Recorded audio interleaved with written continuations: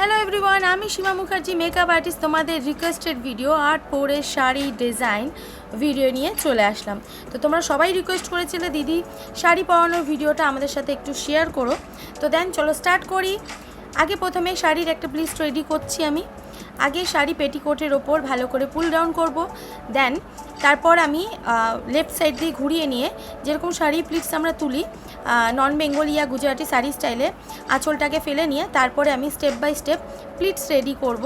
আর প্লিটসটাকে খুব সুন্দর করে ইকুয়ালিটিভাবে রেডি করতে হবে, কারণ যদি আমরা ভুলভাল করে প্লিটস করি তাহলে কিন্তু আমাদের শাড়ির প্লিটস ট্যাড়া বেঁকা লাগবে আর দেখতে কিন্তু একদমই ভালো লাগবে না। দেখো দেন প্লিটস রেডি করে নেওয়ার পর প্লিটসগুলোকে একটু স্টেপ বাই স্টেপ সাজিয়ে নিয়ে আমি ভালো করে পুল করে দিলাম।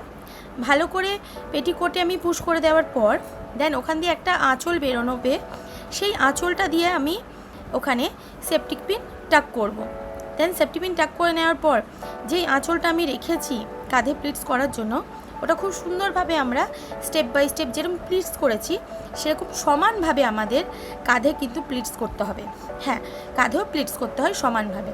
একটা কথা মাথায় রাখবে, কাঁধে যদি প্লিটস ট্যাড়া বেঁকা করি তাহলে কিন্তু আঁচলও ট্যাড়া বেঁকা হবে, যার জন্য আমাদের প্লিটস সমান করে ওপর থেকে একদম পেট অবধি প্লিটসটাকে টেনে নিতে হবে যাতে কোনো ভুল ত্রুটি না থাকে।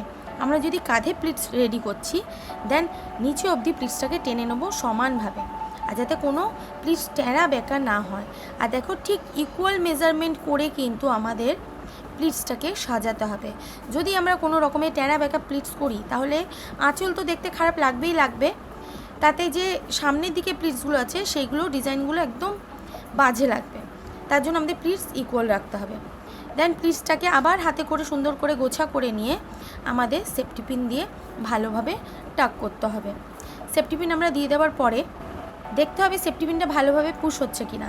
যদি ঠিক করে পুশ না হয় তাহলে কিন্তু আমাদের প্লিটসটাকে একদম সমানভাবে আবার থেকে সাজাতে হবে। যদি আমরা ট্যাড়া বেঁকা গোছা প্লিটস করি তাহলে কিন্তু জায়গাটা মোটা হয়ে যাবে আর দেখতে কিন্তু ভালো লাগবে না। তার জন্য আমাদের খুব সুন্দর করে প্লিটস করে সেফটি পিন দিয়ে পুশ করতে হবে। তারপর আমরা যে আঁচল প্লিটসটা করেছি ওই প্লিটসগুলোকে সমানভাবে নিচে স্টেপ বাই স্টেপ প্লেন করে নামাবো। যদি স্ট্রেটনার থাকে স্ট্রেটনার ইউজ করতে পারো, কিন্তু স্ট্রেটনার ইউজ করাটা একটু রিস্কেবল হয়ে যায়, কারণ সব শাড়ি কিন্তু সমান হয় না। শাড়ি যদি পুড়ে যায় বা জ্বলে যায় সেক্ষেত্রে কিন্তু মেকআপ আর্টিস্টের নামে একটা বদনাম ছড়াবে। তার জন্য একটু শাড়ির কোয়ালিটি বুঝেই কিন্তু স্ট্রেটনার ইউজ করবে। অ্যান্ড স্ট্রেটনার ইউজ করার পূর্বে অবশ্যই কিন্তু দেখবে যে মানে শাড়ির কোনো ক্ষতি হয়েছে কি না।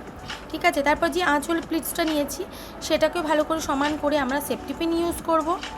আর হচ্ছে পুরোটা সেফটি পিন দিয়ে টাক করব না। যদি পুরোটা টাক করি তাহলে কিন্তু আঁচলটা বেশ একটা ছড়ানো ব্যাপারটা থাকবে না। অ্যান্ড সেই আঁচলের একটা কর্নার নিয়ে হাতেও লক করতে পারো বা হচ্ছে শাড়ির প্লিটসের মধ্যেও লক করতে পারো। যেভাবে ভিডিওতে দেখালাম সেইভাবে লক করতে পারবে এবং তোমাদের আর্ট পরে শাড়ি ডিজাইন একদম রেডি হয়ে যাবে। আর দেখতে কি সুন্দর লাগছে না আমার ব্রাইডকে। হ্যাঁ, এরকম সুন্দর সুন্দর ভিডিওর জন্য তোমরা ভালোভাবে কিন্তু কমেন্ট করবে সুন্দর করে, ঠিক আছে, যে দিদি আমি এই ভিডিওটা দেখতে চাই, প্লিজ আমাকে এই ভিডিওটা আমাদের জন্য শেয়ার করো। তো দেখবে তোমাদের জন্য নতুনত্ব আরও ভিডিও নিয়ে চলে আসবো। থ্যাংক ইউ ভিডিওটা দেখার জন্য। টাটা, সবাই ভালো থেকো, সুস্থ থেকো, বাই বাই।